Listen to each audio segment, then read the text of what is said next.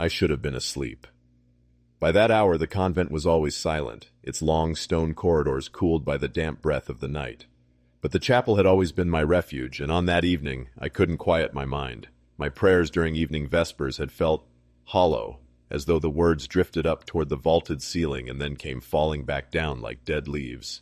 So after lights out, I slipped on my habit and walked barefoot toward the chapel. The flagstones were cold beneath my feet, and the only sound was the muted hum of the wind pressing against the old stained glass. I remember thinking how strange it was that I could smell the faint sweetness of beeswax. The candles had been snuffed hours ago.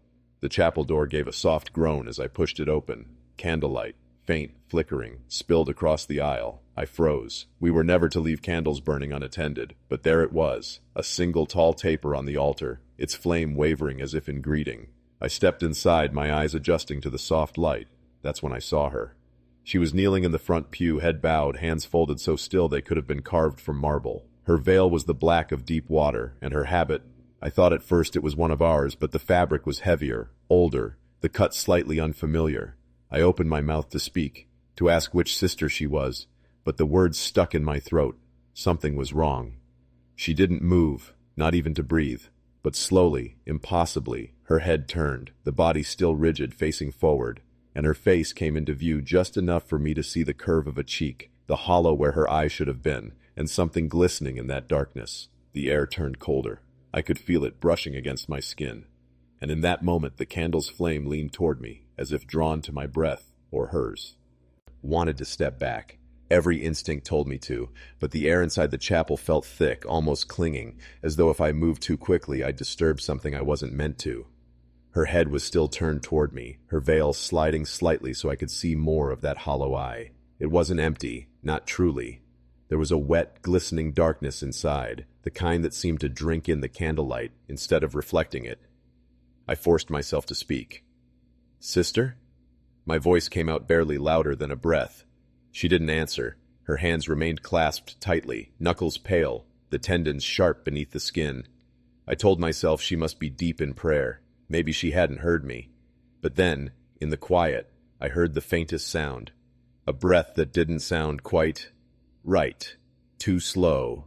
Too deliberate. I took a step forward, the wood of the pew groaning under my shifting weight. Her body didn't move, but her head tilted farther toward me. An unnatural, almost mechanical tilt, until the hollow of that eye seemed to point directly at mine. Then she whispered something. The sound was low, harsh, like dry paper dragged across stone. I couldn't make out the words at first, just a rhythm. 4 syllables, repeated twice. I strained to listen. The second time, I understood. Light. My. Way.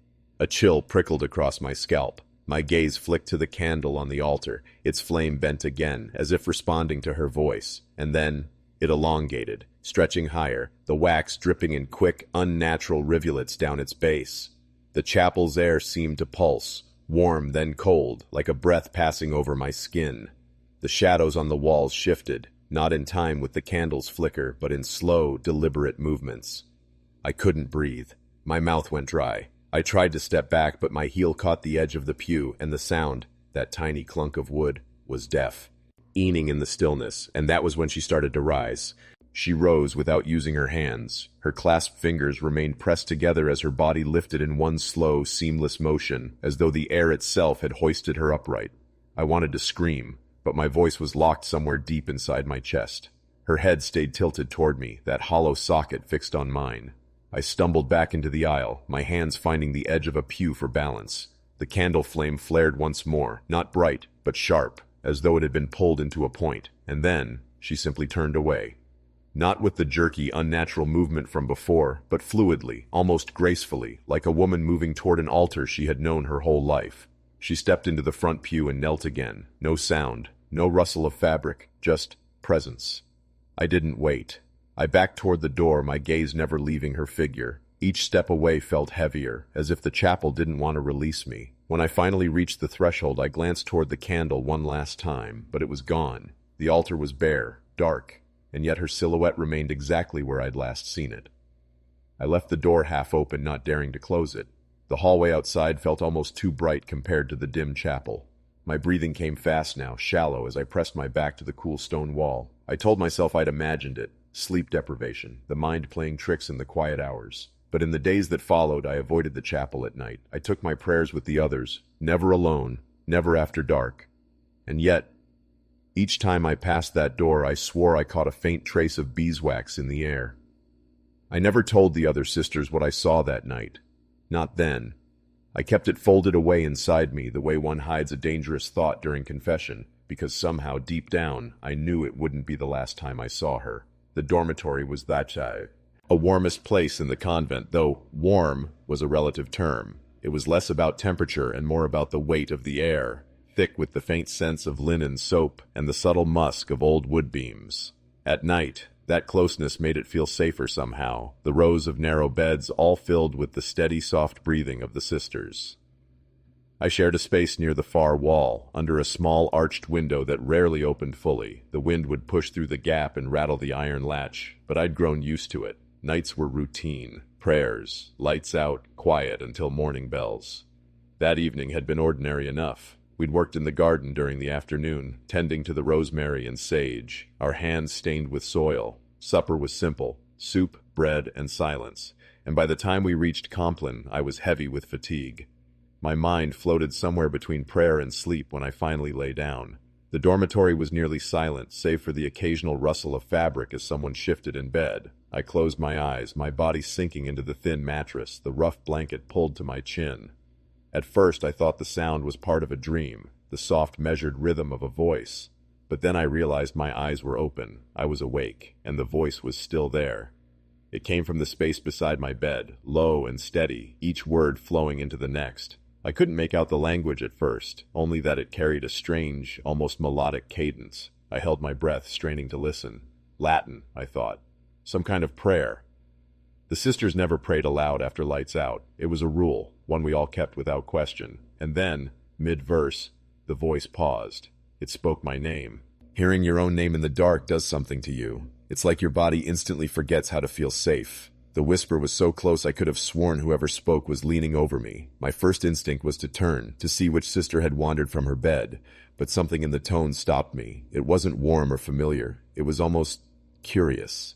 I lay still, my heart drumming in my ears. The voice began again, the words smoother now, deliberate, almost coaxing. I caught fragments. Domine, miserere, prayers for mercy. But there was something in between those phrases, words I didn't recognize, syllables that felt too heavy in the mouth to belong to any language I knew. Slowly, I shifted my eyes toward the narrow space beside my bed. The dormitory was lit only by the faint silver wash of moonlight spilling through the high window. In that pale light, I saw nothing. No figure, no shadow bending over me, just the space between my bed and the wall. But the voice was still there. It lowered to a hush so soft I had to strain to hear it, and as I did, my blanket moved. Not much, just a faint tug near my shoulder as though someone's fingers had brushed against it. My throat tightened. I swallowed hard and whispered, "Who's there?" The breathing stopped. The silence was worse than the whisper. I could feel the space beside me listening.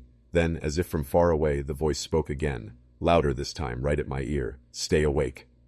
I jolted upright, my blanket sliding into my lap. The bed to my left was empty. Sister Catherine had been away on kitchen duty that week. The one to my right was occupied, the sister still deep in sleep, her face turned away. But when I looked back toward the gap between my bed and the wall, I saw the faint outline of someone's veil, and it was slowly pulling back into the shadows. I didn't sleep for the rest of that night. I sat upright in bed, my knees drawn close, listening for any sound that might explain what had happened. The dormitory stayed quiet except for the gentle breathing of the other sisters, their bodies rising and falling under the moonlight as though nothing in the world could disturb them. But my ears stayed tuned to the gap beside my bed, waiting for the whisper to return. It didn't, not exactly. Every so often, though, I thought I heard the faint rustle of fabric, like someone brushing a sleeve against the wall. I kept telling myself it could be the wind pushing through the cracked window latch, but that explanation never settled in my mind. By morning, my blanket was damp with the sweat of my wakefulness. When the bells rang, I moved slowly, my legs stiff from being curled up all night. A few sisters asked if I was feeling ill, but I only smiled and said I hadn't slept well. I couldn't tell them the truth, not because they wouldn't believe me, but because I was afraid that speaking it aloud might invite it back. For the next few nights, I slept facing the open dormitory, my back to the wall so I couldn't see the gap. I told myself that if it happened again, I would be ready, that I would be brave enough to pull back the blanket and face whatever was there. But bravery is a strange thing. It's easy to promise yourself in daylight. In the still hours of night, when the convent is sunk in silence, it becomes something distant and unreachable. I still hear the words sometimes, not every night, not even every month, but enough to know it wasn't a dream. And when they come, they're always the same. First the prayer, then my name, and finally, the command. Stay awake.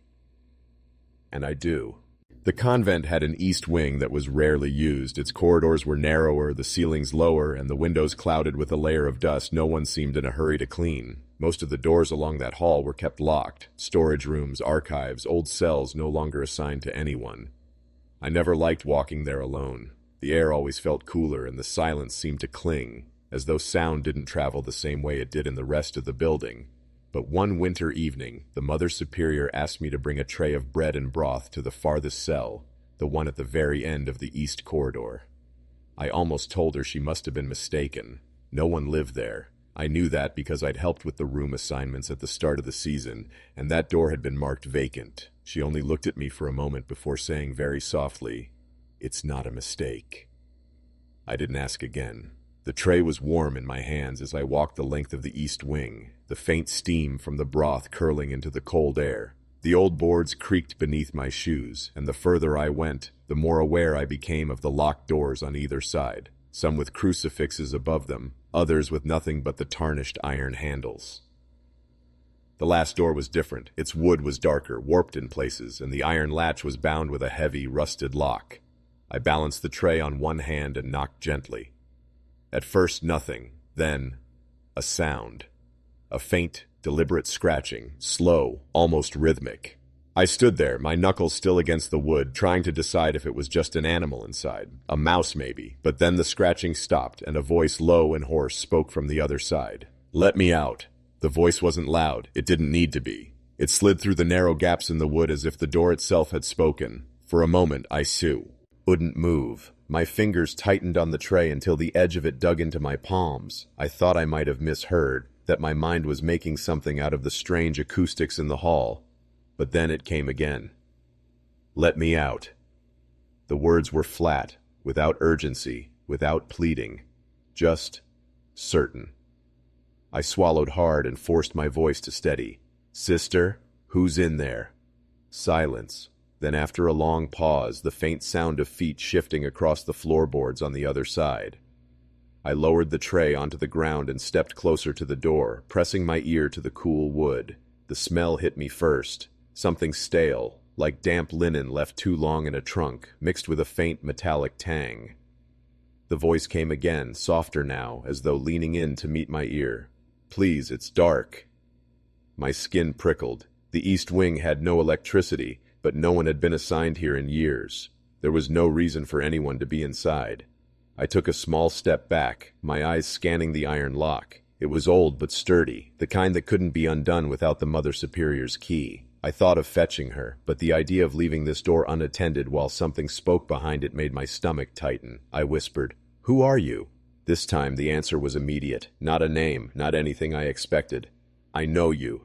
The scratching started again, not at the floor this time, but higher, near where my head was. Long, slow drags of something hard against the wood. I stumbled back, my heel catching on the warped floorboard, the echo of that last sentence burning in my ears. From behind the door, the voice called once more, louder now, clear and deliberate. "Let me out."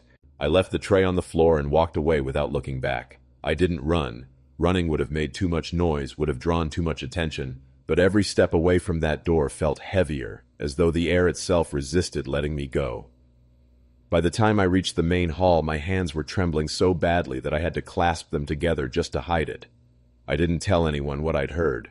How could I? The Mother Superior had sent me there. If she knew there was someone in that cell, then she knew far more than I did. And if she didn't, then saying anything aloud might have forced me to prove something I couldn't explain.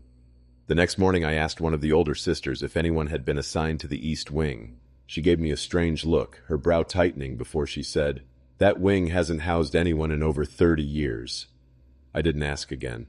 Still, I couldn't help but pass that corridor during my chores. The tray I'd left was gone, but the air in the hall smelled faintly of that same metallic tang. Sometimes, when the rest of the convent was quiet, I thought I heard faint scratching in the distance, so soft that I could almost convince myself it was in my head.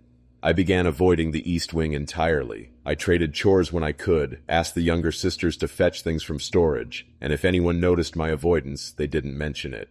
But at night, when the wind pressed against the convent walls, I would sometimes dream of that voice, not pleading anymore, not asking, just repeating over and over, "I know you." And when I woke, I always found myself turned toward the East Wing, as if even in sleep my body remembered where it was coming from. Laundry days were always long. We had no machines. Everything was washed by hand in the stone basins behind the convent, the water drawn from the deep well, cold enough to see, ting the skin even in summer. By midday, the courtyard would be strung with rows of drying habits, the wind making them sway like faceless figures bowing in prayer. That morning had been unremarkable. I'd scrubbed and rinsed my own habit the day before and left it folded neatly on the laundry shelf, where it would stay until I needed it. I hadn't worn it for nearly 2 weeks, preferring one of my lighter spares for the warmer weather. I was helping Sister Beatrice fold fresh linens when she handed me a bundle wrapped in plain muslin. "Yours," she said, and moved on to the next stack. I didn't think much of it until I set the bundle on my bed and unwrapped it. The smell hit me first. Not overpowering, but unmistakable. Coppery, metallic. My habit was still damp, though I hadn't washed it recently. Dark streaks marked the white of the wimple and the sleeves. The stains were deep, already sunk into the fibers, and the pattern was irregular. Splatters, as though something had been shaken loose above it.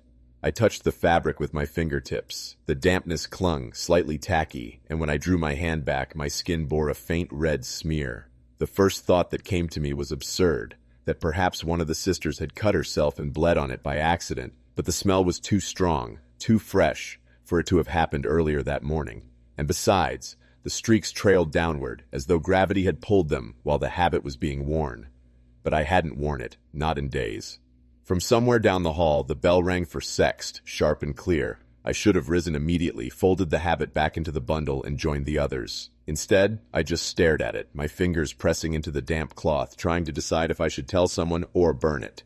The sound of the water had changed. It no longer lapped gently against the dock. It slid, like something enormous moving just beneath the surface. I froze mid-step, the wood beneath me groaning under my weight. My flashlight beam quivered, not because of the wind, but because my hands had begun to shake. Somewhere across the dark expanse, a faint light winked, once, twice, then was gone. It wasn't the lighthouse. That tower's beam was steady, sweeping the horizon like an unblinking eye. This light had been deliberate. "Who's out there?" I whispered, as if saying it quietly would keep me safe. The dock stretched out into the black water, ending at the ferry station, an old skeletal structure that had been abandoned for decades. The last time anyone had crossed at night was years ago, and even then, locals swore they could hear things on the water. Halfway down, I heard it. Not a wave, not the wind. Footsteps, soft, wet, and uneven. I aimed the flashlight toward the sound, and the beam caught a figure on the far end of the dock, too far for me to make out their face, but close enough to see the way they moved. Slow, deliberate, limping. I opened my mouth to call out again, but before I could, the figure stepped sideways and disappeared. Not off the dock, not into the water. Just gone. The only thing left was the faint echo of those wet footsteps, growing louder, coming closer. The storm outside had quieted to a wet hiss, but inside that basement, the air felt heavier. I couldn't tell if it was the weight of the ceiling pressing down or something unseen leaning closer. I stood frozen at the foot of the stairs, the diary clutched so tightly in my hands that my knuckles ached. The last entry I had read kept repeating in my mind. "He'll come when you're alone. He already knows your name." At first I thought I heard the rain again, but no, the sound was inside. A slow dripping, steady as a heartbeat, coming from the farthest corner of the basement. That's when I made the mistake of calling out, just to reassure myself. "Hello?" The word barely left my lips before I heard it. A voice, not loud, not distant, right behind me. The way it spoke my name wasn't human. It was like someone dragging their breath across broken glass. I spun around, but the stairs were empty, the basement doorway above yawning into blackness. My pulse pounded in my ears, and yet I could still hear it. The voice wasn't echoing. It was in my head, "Get out," it whispered. Not a threat, not a warning. It sounded almost like pity. I bolted for the stairs, but halfway up the wood shifted beneath my feet, soft, as if the steps had been rotting for years. When I looked down, the darkness below wasn't just shadow anymore. Something was climbing up after me. The hospital at night had a way of swallowing sound. You'd hear a gurney wheel squeak in the distance, and then nothing, like the building itself decided what noises to keep and what to erase. That night I was doing my rounds in the East Wing, what we used to call the Forgotten Hallway. Half the rooms there were unused, and the lights always hummed low, as if they were powered by something tired and unwilling. I stopped at room 214. The bed was empty, but the chair in the corner was turned toward the wall, as if someone had been sitting there, watching. I was about to turn away when I heard it. Not from behind me. Worse, from inside the empty room. It was a voice. A woman's voice. Whispering. I couldn't make out the words, but it wasn't random mumbling. There was rhythm in it, like a chant. My first instinct was to step inside, to prove to myself it was just the old pipes, or maybe a stray patient wandering where they shouldn't. But then the whisper changed. It said my name. Not once, 3 times, each slower than the last, as if savoring it. The hair on my arm stood up so violently it hurt. I backed away, but something inside me, some stupid curiosity, made me listen just a little longer, and I realized the voice wasn't calling me, it was warning me. The first night without silence, the ward felt wrong that night. It wasn't just the absence of noise, it was the weight of it. Every clock tick was sharp enough to make me flinch, and every shift of fabric on my bed sounded like someone was dragging nails across the floor. At 2:37 a.m., the lights flickered again. This time they stayed dim, bathing everything in a sickly, low glow. I thought about getting up, maybe going to the nurse's station to make sure I wasn't imagining all this, but then I heard something that made my legs lock in place. A knock. Not on my door, on the wall inside my room. 3 slow, deliberate knocks. I pressed my hand to the plaster. It was cold, too cold, and when I leaned closer, holding my breath, I could hear it, breathing. Someone or something was on the other side, exhaling just slow enough for me to notice. Then it whispered my name. "I'm in here." The voice didn't come from outside the wall, it came from inside my head, but it was louder than my own thoughts. I stumbled back, my heart pounding so violently it made my vision blur. That's when the knocking moved, from the wall to the floor, right under my bed. What crawled out from the quiet, the knock stopped. For a moment I thought maybe it was over, until I felt the mattress lift. Not much, just enough for the air to shift beneath me. I froze, my breath caught halfway in my chest. Every instinct screamed at me to run, but my body refused to move. The sheets at my feet started to tighten, like someone was slowly pulling them down. Inch by inch, they slid until my toes were bare against the cold air. That's when I made the mistake of looking over the edge. 2 pale hands, thin, wrong, too long, were gripping the bed frame from underneath. The fingers bent in ways they shouldn't, joints jutting out like broken sticks under skin. And then, the head came next. It didn't crawl like a person, it unfolded. First the neck, impossibly long, then the face, or what was left of one. No eyes, just smooth skin, but the mouth. The mouth was too wide, stretched into a grin that trembled as if holding back laughter. The thing tilted its head, and even without eyes I knew it was looking at me. Then, in that same voice I'd heard in the walls, it whispered, "Can I get in?" The first answer, I didn't want to speak. Every nerve in my body told me that if I opened my mouth something terrible would happen, but my lips trembled, parting against my will. It felt like my own voice had been stolen, dragged out of me like a puppet's string had been pulled. Yes. The moment the word left me, the air in the room changed. It thickened, like I was breathing in warm, damp cloth. The thing's grin stretched wider, the skin around its mouth splitting in tiny, dark lines. A low clicking sound began in its throat, fast, like an insect's wings beating, but it wasn't inside my head anymore. It was in the room. It pulled itself up, those 2 long arms hooking over the mattress. Its knees bent the wrong way as it climbed, like a spider trying to pretend it was human. The smell hit me next, wet earth, rusted iron, and something sweet that made my stomach churn. I couldn't move, not when it leaned close enough for its breath to brush my ear. "You've always been mine," it said, in a voice that almost sounded like someone I knew.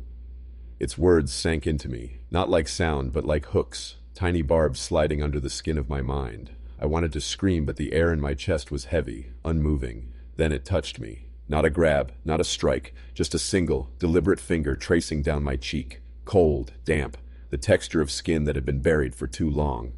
The contact wasn't pain. Not at first, it was knowledge. Images burst in my head, a narrow hallway lit by a single dying bulb, the sound of water dripping onto stone, a door at the end, locked from the inside, and something breathing behind it. The harder I tried to pull away from those visions, the tighter they wound around me. My body still lay frozen, but inside my heart was slamming against my ribs so hard I thought it would break them. The finger slid down to my throat. It didn't chest just rested there, like it was feeling my pulse, counting, measuring. Then it whispered so softly I felt it more than heard it. One day soon, you'll open that door. The weight of its finger lifted from my throat, but the cold stayed. It stepped back. I didn't see movement, only the way the shadows seemed to fold away from me, like they were peeling themselves off the walls. Then it was gone. The air was lighter, but wrong, too still, too listening. I sat up, gasping, my shirt clinging with cold sweat. My hands shook so badly I had to press them against my knees to keep them steady. I told myself to move, to check the corners, the hallway, anywhere it could have slipped to. But when I swung my legs over the bed, I saw it. On the floor, a single damp footprint, human in shape, except for the way the toes curled inward, almost clawed. It wasn't just there, it was fresh, and it was pointing toward my bedroom door. I stared at that footprint far too long. Some part of me hoped, prayed, that it would fade if I just blinked hard enough. But it stayed, the edges glistening faintly in the low light, as though it had just been pressed into the floorboards. My door was open. I didn't remember leaving it that way. The print led into the hallway. I followed. Each step I took landed beside another footprint, damp, curling toes, each one somehow too heavy for how slight they seemed. The wood beneath them creaked like it was under immense weight. The trail turned sharply into the living room, and then into the wall. Not against it, into it. The last footprint was half swallowed by plaster, as though the thing had stepped through solid matter like it was a doorway I couldn't see. I stood there, frozen, and the thought hit me. If it could walk through walls, there was nowhere I could be safe. At first I thought it was my own breathing echoing back to me, but the rhythm was wrong. The wall was inhaling. The plaster swelled slightly with each pull of air, as though there were lungs inside it, slow and deliberate. I stepped back. My pulse drummed in my ears. The air coming from it was cold, and it smelled faintly metallic, like coins left to rust in a damp cellar. A soft, wet click echoed from inside, then another. Like something was flexing joints that didn't belong in any human skeleton. I whispered, "Who's there?" The wall exhaled. The breath was heavy enough to stir my hair, and in the faint light I saw the wallpaper ripple, not peeling but shifting like skin stretching over muscle. Then, low and muffled from somewhere deep within, a voice spoke. Not loud, not even clear, but enough to turn my stomach to ice. I never left. The wall bulged outward, slowly, as if something inside it was pressing a shoulder against the plaster.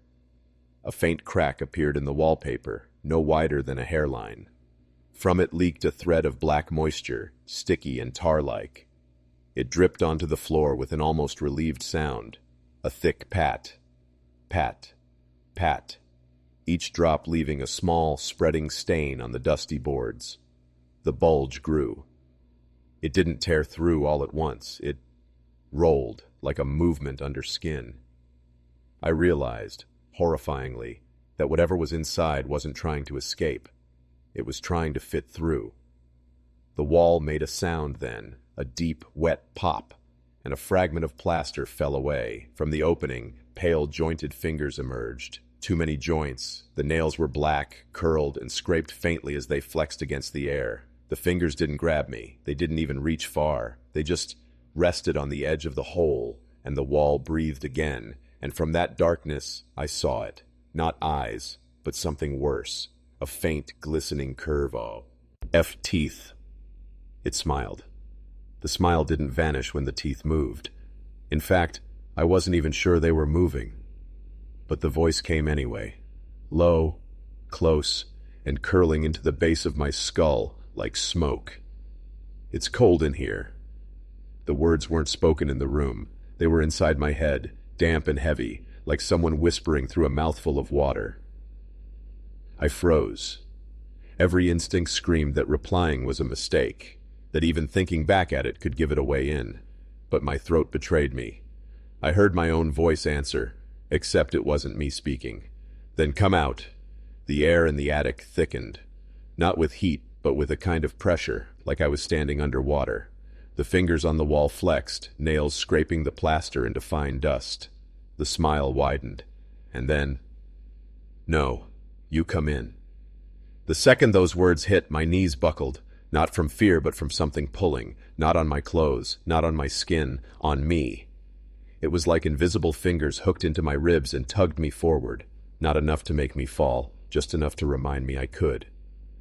My arms twitched, not in that involuntary way you get when your muscles spasm, but in deliberate, precise movements, slowly raising even though I hadn't given the order.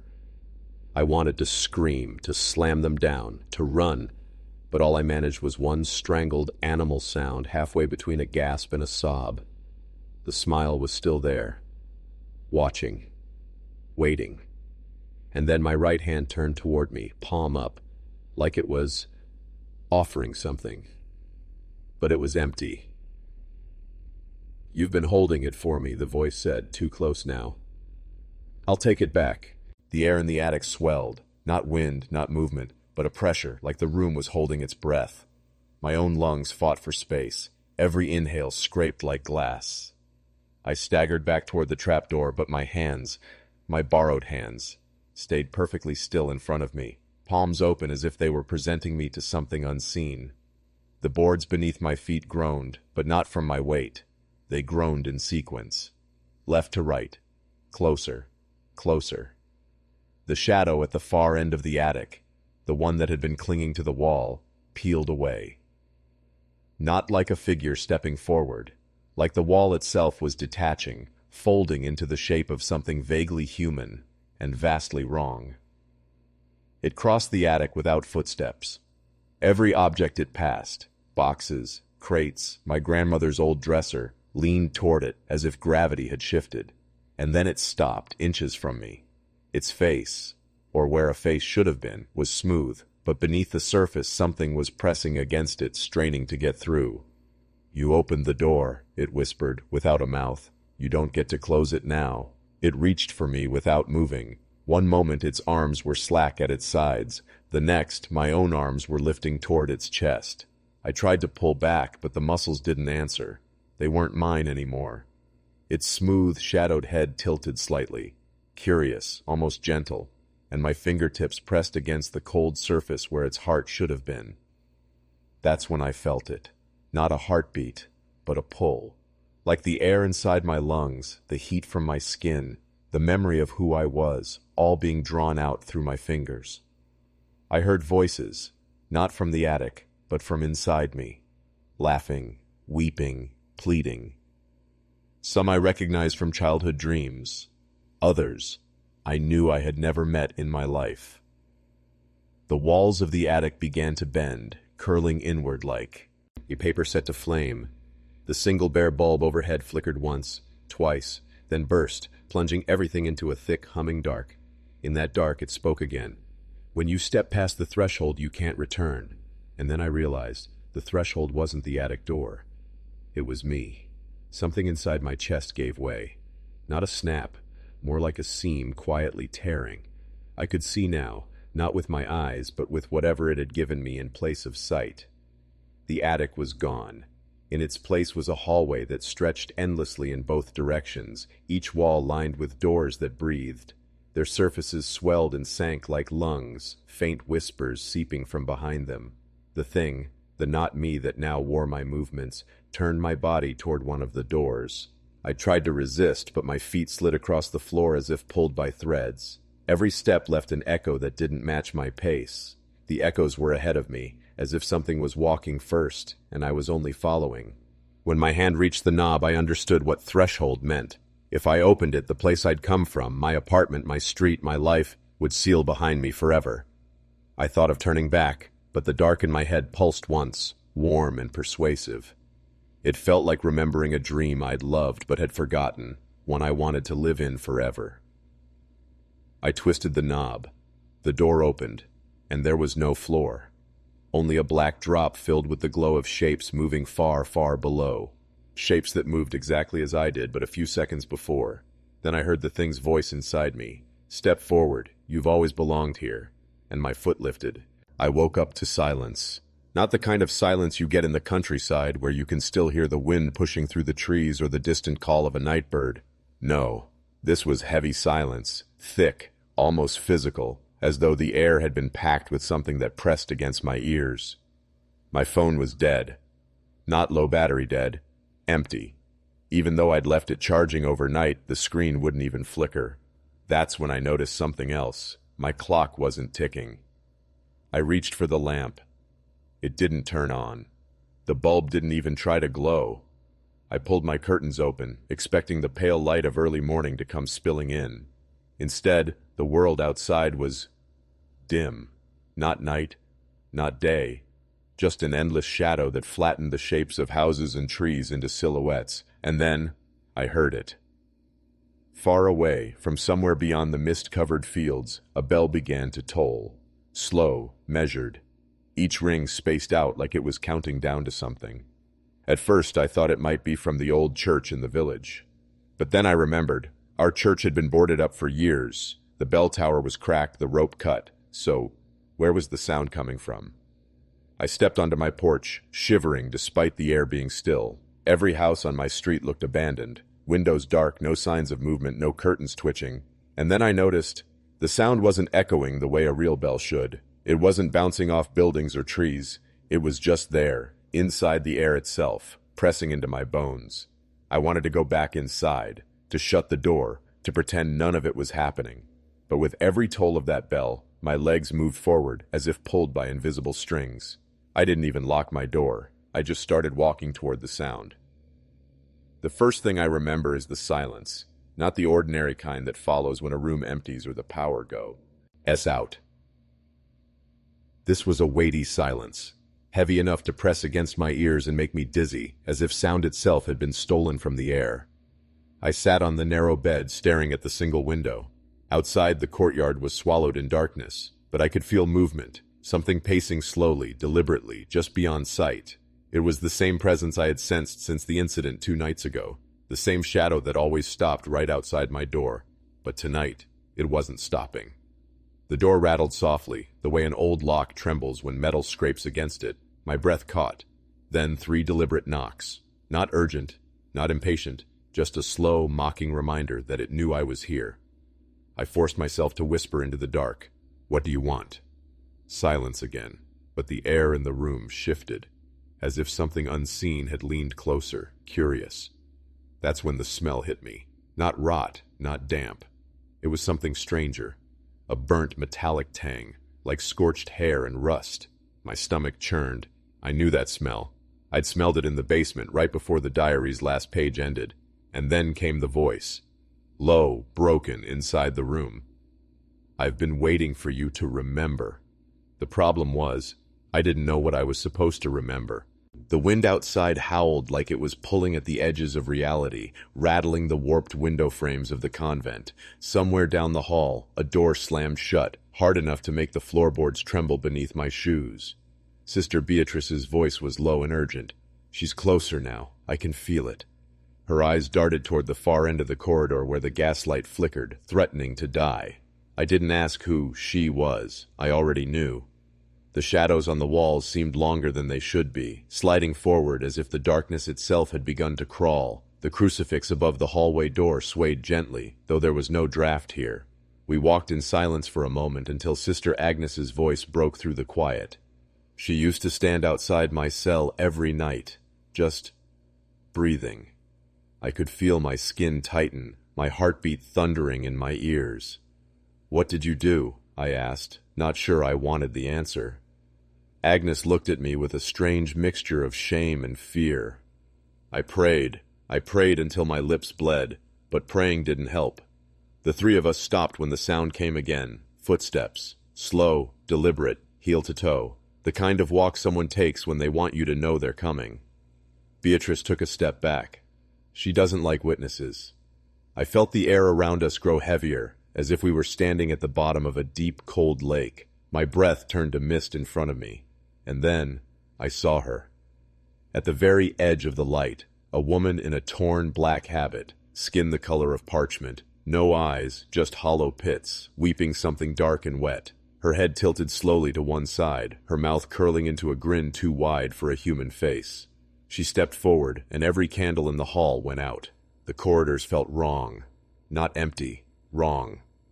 Every step I took sounded soaked, like the carpet had absorbed something thick and wet, but when I looked down, it was perfectly dry. The lights overhead pulsed in a slow, nauseating rhythm, as if they were breathing in time with something that wasn't me. I passed room 217. The door was open a crack. I told myself not to look, and then I looked. The room was folded, not trashed, folded. The bed, the walls, even the chair in the corner were bent inward like a piece of paper someone had crumpled and tried to smooth back out. In the center of that warped space, a shape was pressed against the ceiling, its limbs impossibly long, its face a featureless plane except for a deep circular indentation where a mouth should be. It was humming. Low at first, then rising in pitch until my teeth ached. I froze. My instincts screamed at me to back away, but the hum was drawing something out of me. Thoughts, memories, even the sense of who I was. It was like my name was being peeled away from the inside of my skull. I stumbled backward into the hallway, the door slowly closing behind me without a sound. Somewhere deeper in the building, I heard the bell, but this time, it was inside. The bell rang again, closer now, too close. It wasn't the hollow clang of a church tower anymore. This one was wet, like someone striking a heavy object submerged in water. Each toll made the walls flex, the paint rippling like skin over something that was breathing just beneath it. I followed it, not because I wanted to, but because every time it rang, my legs moved on their own. The hallway narrowed, the wallpaper tightening in toward me, brushing my shoulders. My fingertips grazed the surface, and it was warm. The air got heavier, hotter, like the building had a pulse and I was walking toward its heart. At the very end of the corridor was a door I'd never seen before, thick, black, with no handle. But as the bell rang again, it simply opened. Inside, the room was nothing but a vast pit, stretching downward farther than the light could touch. The walls were lined with those warped, folded shapes, people or things that used to be people, pressed into the surface as if the building had swallowed them and kept them there. And dangling in the middle, suspended by chains made of something that wasn't metal, was the bell. It was moving, but no one was ringing it. Then I realized it wasn't ringing at all. It was breathing. I leaned over the edge of the pit. It wasn't darkness down there, it was depth. Depth so absolute that the light seemed to get swallowed, shredded into pieces before it could reach the bottom. My eyes kept trying to adjust, but it felt like I was staring into something that rejected sight. The chains holding the bell stretched down into that void, disappearing into whatever waited below. The breathing was louder here, deep enough to rattle my ribs from the inside. Then the air shifted. It didn't come from above. It rose from beneath, warm, wet, and thick enough to taste. The stench hit me first, rot, rust, and something sweet enough to make my stomach turn. A shape moved in the pit. It wasn't climbing, it was unfolding, like it had been pressed flat for centuries and was now stretching back into existence. The chains went taut, the bell twisting violently, its breath speeding up like it had been startled awake. And then I saw the eyes. Not two. Hundreds. They weren't looking at me. They were counting me. At first I thought it was my vision warping from the smell, the heat, the oppressive pressure in the air. But no, the bricks themselves pulsed, each groan of the structure in perfect sync with the breathing from the pit. I took a step back. My heel hit the floor, and it sank. Not like a loose board, like flesh. The realization spread through me like ice water. This building wasn't built around the pit. The building was the pit. Every wall, every beam, every stair I'd walked on, it was all part of a single body. The bell wasn't suspended from chains in the ceiling, it was lodged in its throat. Something deep below shifted again, and the floor lurched as if the entire place had swallowed. The air thickened with the sound of metal grinding on bone, and the bell rang out, not as a warning, but as a reflex. That's when I understood why the others had gone missing. They hadn't been taken away. They'd been taken down, and the worst part, it wasn't done eating. The first shudder rattled through the floor like distant thunder. The second almost knocked me off my feet. Dust rained down from above, drifting in lazy spirals, until I noticed they weren't dust at all. They were tiny flakes of skin. Then the walls began to rise. Not collapse, not fall, rise. The bricks bulged outward, stretching, cracking, splitting apart in jagged seams. A deep, wet tearing sound filled the air, the way fabric might rip if it were soaked through with blood. I stumbled backward as a column to my left twisted, the mortar weeping black fluid. The floor buckled, tilting, throwing me toward the pit. The bell above gave a long, vibrating moan as if it too had been waiting for this moment. Somewhere below, something was standing up. The sound of sinew tightening, of vast bones grinding together reverberated through the walls. A sudden rush of air blasted from the pit, hot and rancid, smelling of rust and rot. My ears popped, my chest compressed. The building wasn't just waking, it was rising to its full height, and I was inside it. At first I thought it was smoke pouring up from the pit, then the smoke blinked. Two lidless round eyes, each the size of a room, rolled upward through the darkness, catching the candlelight in wet, glassy reflections. The floor beneath me shivered as if it were just skin stretched tight over something restless. I didn't want to believe it, but every instinct screamed the truth. This wasn't a building. This was a body. The bell tower I had climbed so many times before was its spine, the staircase, its veins, the chapel, its gaping ribcage. And now, that ribcage was opening. With a sound like splitting timber and tearing flesh, the walls on either side cracked wider, letting in a gust of breath so foul it felt alive against my face. My candle flickered out instantly, plunging everything into an oily blackness. Then the head came up from the pit. I can't describe it in ways that make sense, because no human words fit a shape that shouldn't exist. Its skin was stitched from things that had been alive, its teeth carved from stone and bone alike, and its mouth opened wider than the chapel itself. And in the darkness of its throat, I saw them, all the missing faces, pressed together, screaming soundlessly from inside. It spoke without moving its mouth. The sound was everywhere, in the walls, in my chest, inside my bones. You have been living inside me. The moment those words echoed inside me, the building convulsed. Walls groaned as if they had lungs, and the floor beneath my feet rippled like a tide.